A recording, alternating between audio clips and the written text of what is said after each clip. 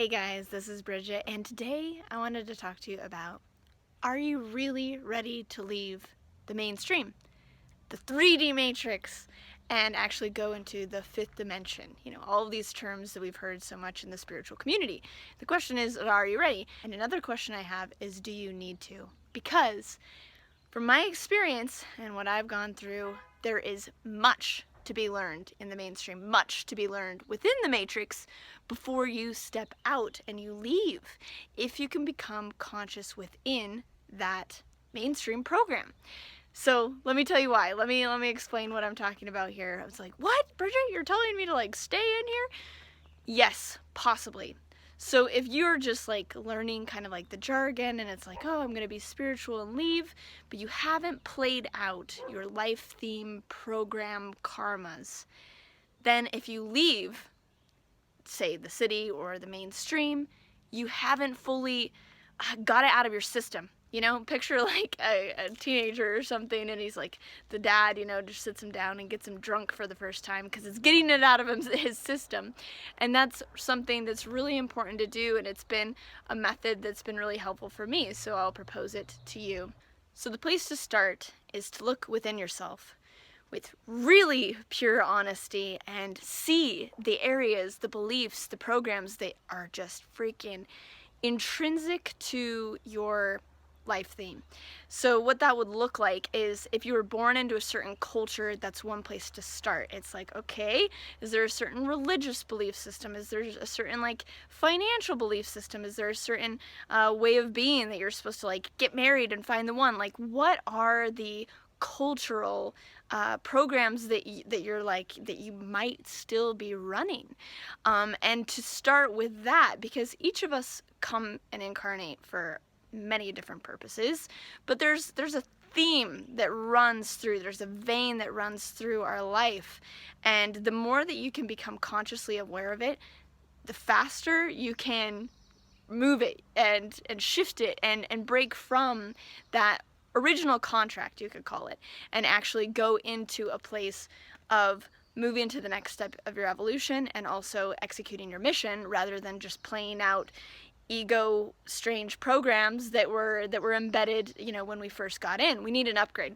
So the first step is to really look at those. So I'm going to give you an example. I'm going to be really honest here about what I experienced and what I went through. So when I've gone through a lot of different things, and a lot of you ask to hear more of my journey and how I got to where I am, because I've done a lot of personal work, and that's what this is really about. And if you can become conscious, right, when you're within this paradigm, this old paradigm, it's going to accelerate you faster, because you're going to have mirrors, you're going to have reflections that really show up for you very quickly, and you can play out, again, that word, play out certain things very quickly. Whereas if you just, again, disappear into the forest, you're gonna change, and you're gonna definitely become more whole and more attuned to your natural self. But if there's still stuff missing that you think that you need to do in the world, then you'll end up having to go back. And so picture it like this.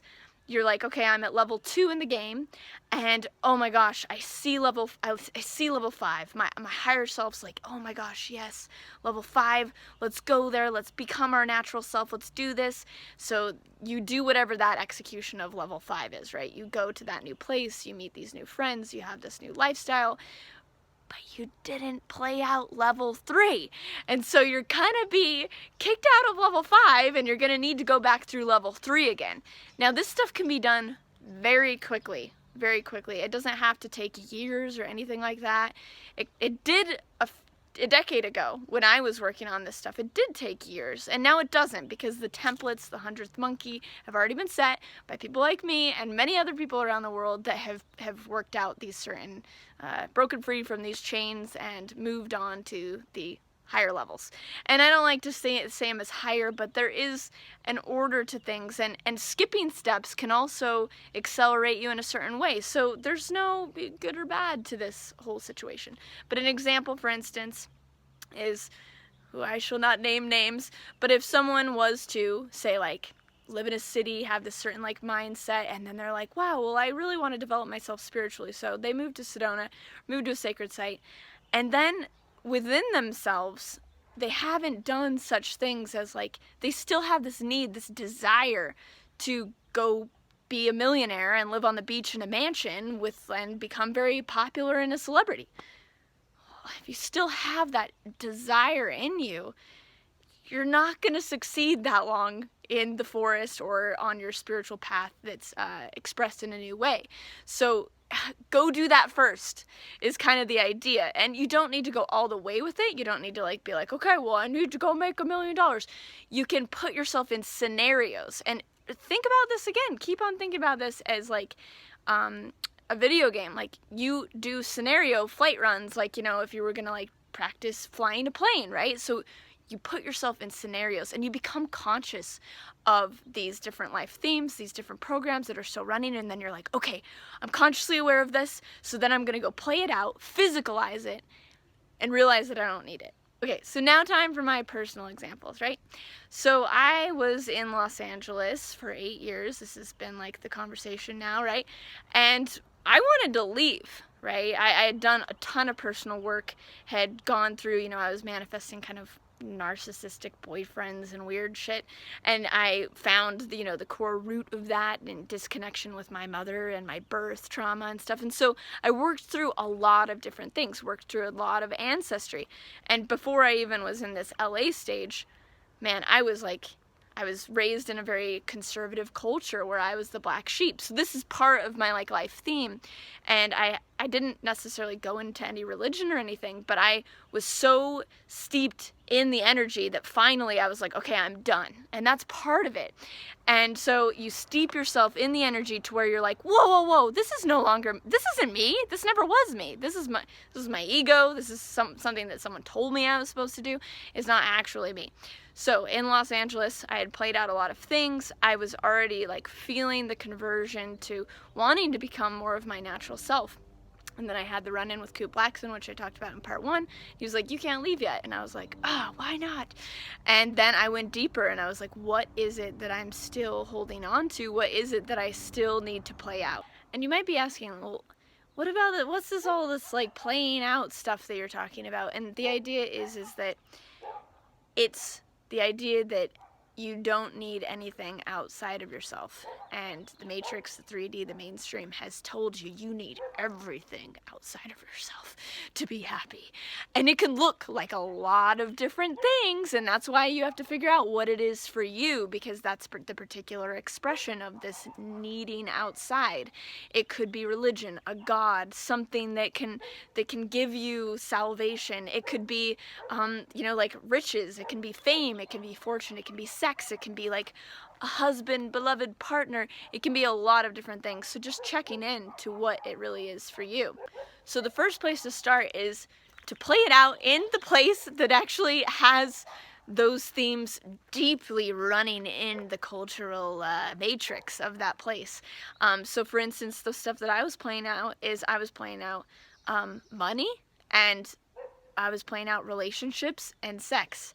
So I had a program in me that was like, I need to marry like a really rich man and like, that's powerful. Like that was one of the big ones actually that, that was in me. And my own personal wealth, not so much, because we had already lost like all of our family's money in the 2009 crash, which I'll go into in another video. So I had kind of played out the idea of wealth. I didn't really need that personally, but I wanted that like in a man. And then I also had already, I didn't really need celebrity. That wasn't up for me. So what did I do? What was the best strategy? I became conscious of this idea and realized that it was retarded. But at the same time, it was real, and it was, I had to honor it in myself. And so I went and dated a few like millionaires, and we were like, driving the crazy expensive cars to Nobu and Malibu, and like smoozing with all the celebrities, and doing all of the things that like, this rich man does. And I felt and experienced what that energy was like. And once I could feel it, once I could experience it, I realized that it was a sham. And I realized that all I was just a stupid bimbo trophy that had no personality, that had no person. And I was with all of these other people that, you know, their souls weren't warm and exuding either. And so I realized that it wasn't for me. And it's not to say that any of that's bad. It's just to say that it's unnecessary, you know. But some people, we feel in this world so disempowered and so lacking in value that we feel like we need to build a freaking castle to show it, to physicalize it. But we don't need to, you know. So anyways, I got to experience that with a few different guys, and particularly that one night, actually, like in Nobu, and the dinner bill came to $1,000, and we had like a piece of sushi, and it was like, that's insane, you know, like there was like insanity to it. And especially where like my rent at the time was $1,000 a month, and I couldn't pay my rent, you know, at that time. And I was like, wow. And there was no way that he was going to actually like help support me. And it's like, that made it even crazier. So for me, I know that might sound like random or whatever, but that was what I needed to experience. And so there were some of these energies that I then played out, and I didn't need to do anymore. It was over, and it all like washed away. And finally I was just sitting, you know, like in my apartment in Los Angeles, and I had done all of the like fun things you could do. I played out, you know, the celebrity thing, or being, you know, in the cool crowd or with rich people, or these different things. And then I realized that it didn't make me happy, and it wasn't who I was at all. And at that point I had fully gotten it through my system. And there were other layers to, like, you know, sexuality, really playing that out, exploring it, as well as playing out, you know, like relationships and not good relationships for me. And those were part of my theme. And one of the tips that my dad gave me at the time, when I was in some of like the crappiest relationships ever, is instead of saying, Bridget, you know, like, get out of that relationship, are you crazy? You know, what any of my girlfriends would have said. He was like, go deeper. You should move in with them. You should be with them all the time. And he actually like pushed me into going deeper into these things. And I was like, are you insane? But I did it. And so I went deeper into it. And once you go deeper into it, once you're immersed, you hit rock bottom at a certain point, and then it's over. Then you realize that there's nothing at the bottom of that. And the same goes for whatever your theme is, maybe a mansion on the beach or something. Go rent a mansion on the beach. Go sit in it. Go sit in it for a week and feel that. Experience the fun. Experience, like, you know, the good that you wanted to come out of it. And then eventually it'll probably become empty and lonely. So whatever it is, play it out.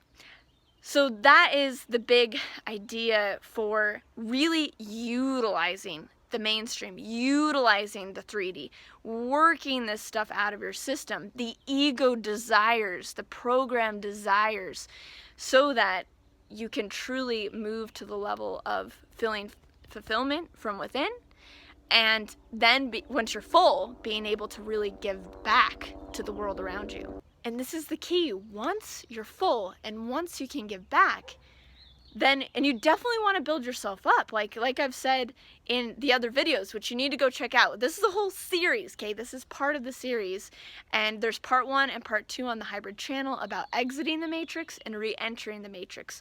So money, abundance, nothing like that is inherently wrong at all.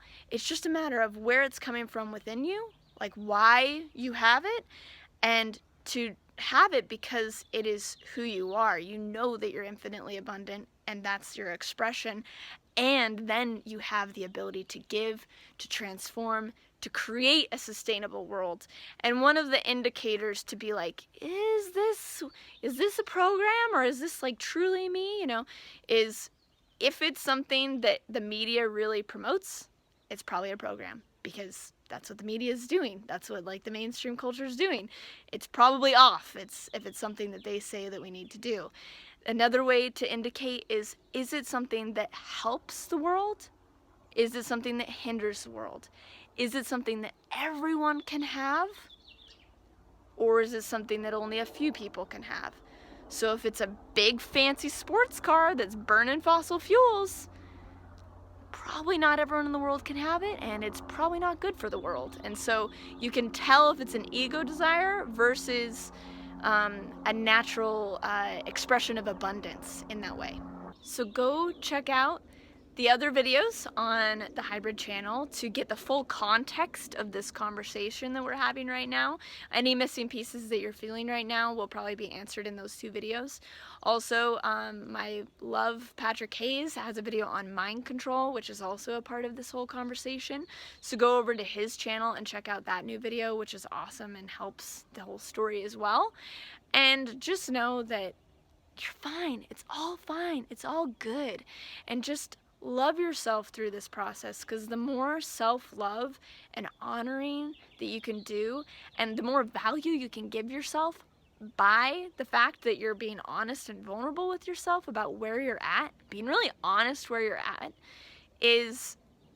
that's the gold. That is the most important part. And of anything I learned in all of the years of going through all of my personal work, it has been that the most self-value cultivated in me is really from how deep and honest I wanted to be with myself. And through that is where you really fall in love with yourself. And where you fall in love with yourself is where you're mended, you're whole, and then you're good. And that right there is going to the 5th dimension, where you're whole, you're one with yourself, and then you can be one with others. No competition, no comparison, just pure honoring and love, and the beginning to see that in other people too.